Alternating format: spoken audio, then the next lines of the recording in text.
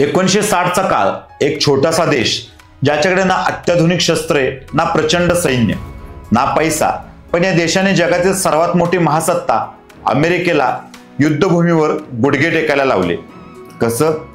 कसं शक्य आहे की एका छोट्या व्हिएतनामने 20 वर्ष लढत अमेरिकेला धूळ चारली आणि युद्धानंतर एका पत्रकाराने व्हिएतनामच्या नेत्याला विचारलं, तुम्ही युद्ध कसं जिंकलं?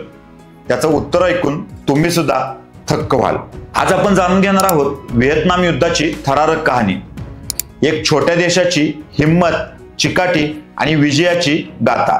व्हिएतनाम आग्नेय आशियातील एक छोटासा देश 19व्या शतकापासून फ्रेंच वसाहतवादाखाली होता। दुसऱ्या महायुद्धात जपानने तिथे कब्जा केला आणि मग आला हो मी मिन, एक नेता ज्याने व्हिएतनामला स्वातंत्र्य मिळवून देण्याचं स्वप्न पाहिलं। 1945 मध्ये जपानने हार मानली, पण फ्रान्सने पुन्हा व्हिएतनामवर नियंत्रण मिळवण्याचा प्रयत्न केला। हो ची मिन्ह यांनी व्हिएतनामची संघटना स्थापन करून स्वातंत्र्यासाठी लढा सुरू केला। 1954 मध्ये फ्रान्सचा पराभव झाला आणि व्हिएतनाम दोन भागात विभागला गेला। कम्युनिस्ट उत्तर व्हिएतनाम आणि अमेरिकेच्या पाठिंब्याचा दक्षिण व्हिएतनाम, इथूनच खऱ्या युद्धाची ठिणगी पडली। पण एका छोट्या देशाने अमेरिकेसारख्या महासत्तेला कसं आव्हान दिलं? चला जाणून घेऊया।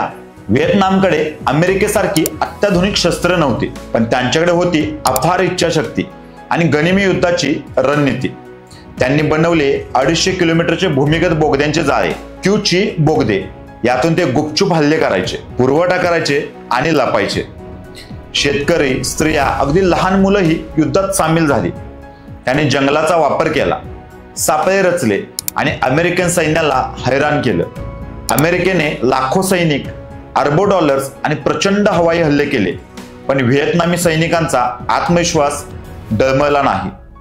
तुम्ही कल्पना करू शकता का, एक छोटा देश ज्याच्याकडे काहीच नाही, तो अमेरिकेच्या हवाई हल्ल्यांना कसा तोंड देत होता? यामागे काय होतं? त्यांचा आत्मविश्वास।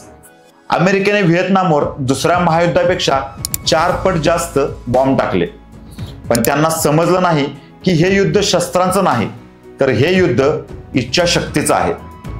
अमेरिकेतील युद्धविरोधात आंदोलने वाढली। लोकांनी प्रश्न विचारायला सुरुवात केली, आम्ही व्हिएतनाम सोबत का लढतोय? 1973 मध्ये पॅरिस शांतता करार झाला आणि अमेरिकेने सैन्य मागे घेतलं।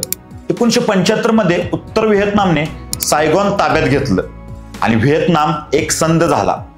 होय, एक छोटासा देश ज्याने महासत्तेला हरवलं। पण यामागचं खरं रहस्य काय होतं? चला ऐकूया त्या पत्रकाराच्या प्रश्नाचं उत्तर।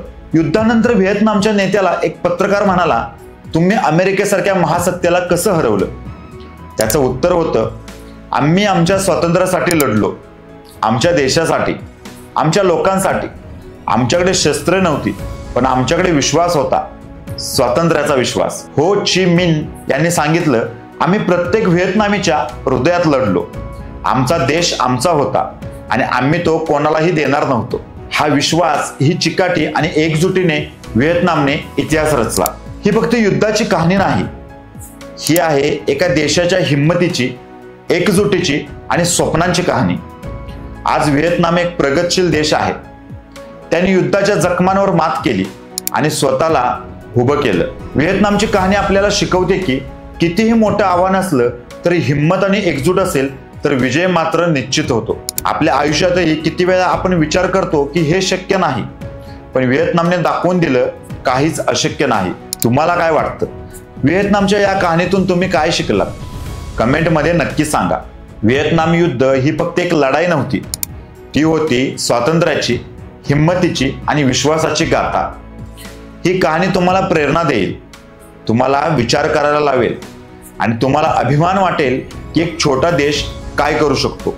हा व्हिडिओ तुम्हाला जर आवडला असेल तर व्हिडिओला लाईक करा, व्हिडिओ जास्तीत जास्त शेअर करा आणि आमचं चॅनल सबस्क्राईब करायला विसरू नका। बेल आयकॉन दाबा, जेणेकरून अशा थरारक कहाण्या तुम्हाला मिळत राहतील। आणि सांगा तुम्हाला पुढे कोणत्या ऐतिहासिक गोष्टीवर व्हिडिओ हवाय।